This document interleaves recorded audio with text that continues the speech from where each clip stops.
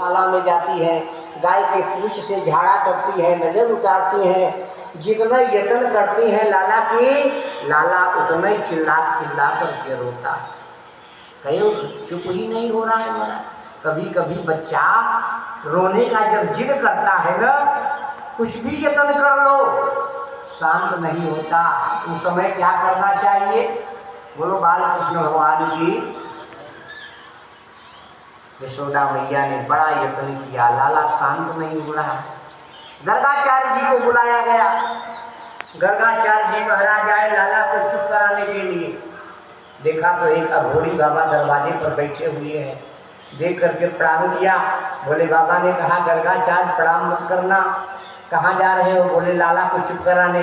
ये ध्यान रखना, अगर लाला को तुमने चुप करा दिया तो तुम्हें चुप कराने वाला कोई नहीं होगा। अरे कम से कम साथ नहीं दे रहे हो तो विपक्ष में मत खड़े हो न, हो सके तो मदद करो हमारी, लाला हमारे लिए रो रहा है। गर्गाचार्य ने भोले बाबा के चरणों में प्रणाम किया। गए महाराज। लाला को देख करके गर्गाचार्य ने कहा अरे यशोदा, इसको तो बहुत ज्यादा नजर लगी है, इसे तो कोई घोड़ी बाबा ही नजर उतारता। अरे यशोदा ने कहा देखो अभी दरवाजे पर एक घोड़ी बाबा तो आया था। गर्गाचार्य ने कहा घोड़ी बाबा दरवाजे पर ही बैठा है। एक सखी गई, बाबा नजर उतारते हो? बाबा ने कहा नजर नहीं, मैं तो भूत उतार देता हूँ। किसको नजर लगी है? बोले यशोदा के लाला को नजर लगी है। क्या बात है महाराज। जैसे भगवान बाबा यशोदा मैया के महल में गए, यशोदा के गोदी में लाला को देखा, भगवान भोलेनाथ ने कन्हैया का रोना ही चुप हो गया। बोलो बांके बिहारी लाल की।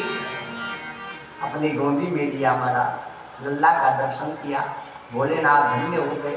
कैलाश से आए, आज कितना सुंदर होगा। एक बार उसकी सुंदरता को देखने के लिए आंख के अवयव आपस में लड़ाई कर लीजिए महाराज। अवयव माने भगवान हमारे, उनकी छवि कैसी है, कितनी है। आंख की बरनी, आंख की पलकें, आंख की मुदरी, आंख और आंख के आंसू, ये भगवान की छवि को देखने के लिए आपस में विवाद कर लिया महाराज। पलकें कुछ कहने लगी, मुदरी कुछ कहने लगी, बरनी कुछ कहने लगी, आंख कुछ कहने लगे, और आंख के आंसू, आंख के अवयव आपस में लड़ाई विवाद करते हुए महाराज कहने लगे कि बरनी कहे मार्ग से हट जा। आंख की बरनी कहती है हमारे रास्ते से हट जाओ, मैं जी भर करके कन्हैया का दर्शन करूंगी। अब ये जानो हमारे गोपाल जी कितने सुंदर होंगे महाराज।